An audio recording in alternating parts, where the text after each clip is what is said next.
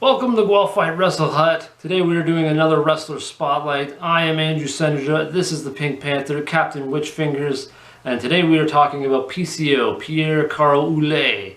And we're going to dive into one hell of a unique wrestler. I find he's unique because he reinvented himself in his late 40s and is really actually probably has the most success in his entire career, considering he came back, he started way back in the 90s, I think late 80s even. What he did in the WWF, he was there. I don't think maybe not a lot of people know that. I liked his character, or a little bit of a run as Jean-Pierre Lafitte when he faced Bret Hart. The matches they had together actually were really damn good. You know, the things that Jean-Pierre Lafitte was doing in those matches with Bret was actually, I think, a little more AEW style, the way he performed as. So maybe I'll put that in the description for you guys if I can find Bret versus Lafitte here. But I thought that was awesome. He was actually also in the Brawl for All against Dr. Death Steve Williams. You know, I vaguely remember that. Then PCO in the 2000s was very sporadic. He didn't really do too much, you know, circling around, floating around, doing different things. He really started to take off on his return in around 2016, where he, you know, was developed PCO and this whole character. The French-Canadian Frankenstein with Deathstroke has just been awesome. I've really enjoyed it. I love his durability is absolutely ridiculous. I know he has some sort of thing about him that his pain tolerance is non-existent with his feats of strength and a lot of different things he does on his YouTube channel. The dude is, I swear you could take a bullet and you just wouldn't feel it. It's incredible what he's able to do, toughness wise. He's flipping, diving on his face and a lot of things like that. Where he really took off was Ring of Honor. He did really well in ROH, really moved up quickly. So he won the tag belts with Brody King, defeating the Briscoes.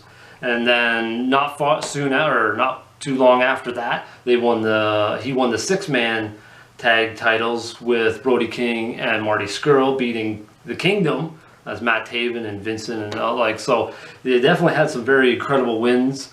And then he won the ROH championship over Roosh, who's been one of their most dominating champs, I think, in ROH history with his runs and all the people he's beaten. So PCO, you know, he's done so incredible in his late 40s, early 50s in his career. It's been awesome. Do you have any thoughts on Mr. PCO?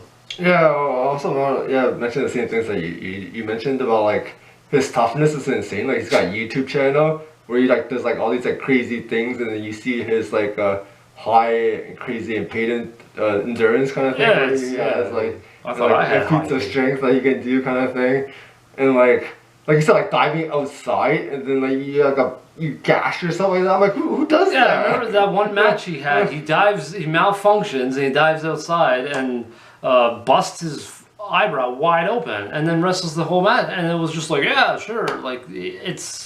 It's beyond he would easily be able to do death matches. I think he's personally, for me, I think he's probably the toughest person in wrestling ever. He's just ridiculous. And I love his whole character, how he's like a robot Frankenstein zombie. You don't know what he is. He sort of has to be. Yeah, he's sort of controlled by people to a degree. His tagging with Danhausen is very amusing.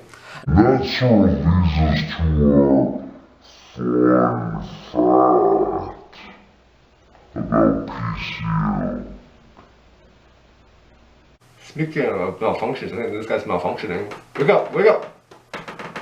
Anyways, yeah, PCO, his malfunctioning is the fun fact. Him just malfunctioning and diving over the top rope in battle royals. And Danhausen being totally blown away and confused. What are you doing? Or diving on his face and coming in with a completely busted up eyebrow. His malfunction, attacking the ref, attacking his own partners. It's such a one in a lifetime, not one in a lifetime, but one character. He's the only guy who does this.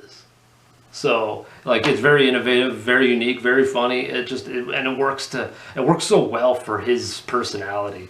So I think that's what got him over. Like people yeah. love this uniqueness that you never seen it before, and it just like the audience just loves it, just like us. Yeah, it's sort of like an Orange Cassidy. Yeah. You know, he's the only guy who does this, and the only person who does what like Danhausen does. Like, there's just specific guys who pull these things off and make it work so well for them. Like, so that's our thoughts on PCO. You definitely have to check him out. He's such a unique character. Even though he's sort of a gimmick character and he's fun, he is a really good wrestler and can work with so many people. And even though he's older, he's still doing new things and he's got good cardio. His strength is very uncanny as well. So he's a great wrestler to watch though. And every match is always, you know, something cool and fun and new for you guys. So I'll put try to find some stuff for you guys, put in the description below. So that's it for our wrestler spotlight this time around. Until next time, folks, how about some heavy wrestling?